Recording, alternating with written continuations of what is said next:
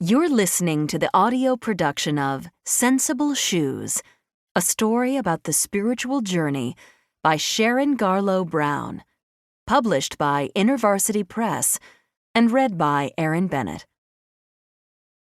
Dedication. To the ones who have walked with me, and to the Holy Spirit, gentle revealer and faithful guide, with deep love and gratitude. Chapter 1. Invitation to a Journey. Stand at the crossroads and look, and ask for the ancient paths, where the good way lies, and walk in it, and find rest for your souls. Jeremiah chapter 6, verse 16. Meg, 1967. A solitary little girl in a gray wool coat and red knit cap flitted through the snow, searching for a glimmer of gold. Someone had given the jingle bells to Mama for Christmas, and Mama had smiled when she hung them on the front door. So when the wind snatched the bells and spirited them away, 5-year-old Meg was determined to find them and make Mama happy again. Meg hummed as she searched around bushes in the yard. She loved hide and seek. She wished Mama or Rachel would play hide and seek with her, but Mama was too busy to play, and 11-year-old Rachel always said she was too big for baby games. If only Daddy hadn't gone to heaven to be with Jesus. Daddy had been very good at hide and seek. Meg patiently pursued the lost bells for almost an hour, finally spotting one of them peeking out from a snowbank near Mrs. Anderson's garage. Clutching her prize, Meg skipped down the driveway and up the front steps.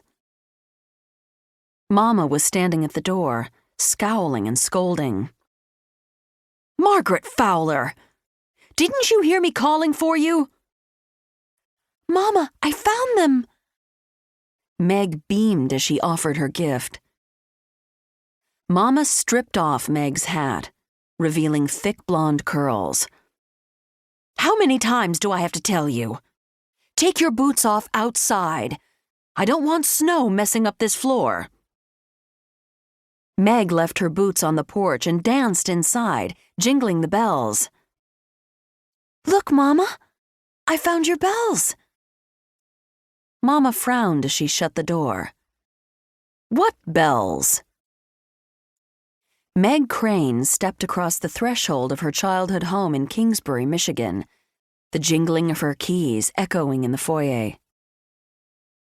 Though she had spent almost 40 of her 46 years in the Fowler family's large Victorian house, it had never felt this cavernously lonely. Shutting the door behind her, Meg sank slowly to the floor and leaned her head against the wood paneling. Gone. Becca was gone. Her beloved daughter had flown away. Meg wished they could have had more time together. The 4th of August had arrived too quickly, and now her only child was on a plane to London, where she would spend her junior year of college.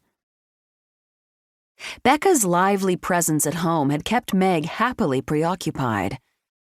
There had been so much to do together, so many preparations to make for the overseas adventure. Becca's joy and enthusiasm had temporarily buoyed Meg's spirits above her own grief. But now the empty house engulfed her with dreadful stillness. Mother was also gone. Still gone. Months after Ruth Fowler's death, Meg was still fighting the impulse to call out a greeting to her mother whenever she arrived home. She still expected Mother to appear at the dinner table. She still listened for her footsteps on the staircase. She still paused by the bedroom door, stifling the urge to say goodnight. Meg supposed she would be slow to process Becca's absence, too. She imagined she would still look for Becca's pink water bottle on the kitchen counter. She would still listen for her daughter's cheerful voice humming along with her iPod.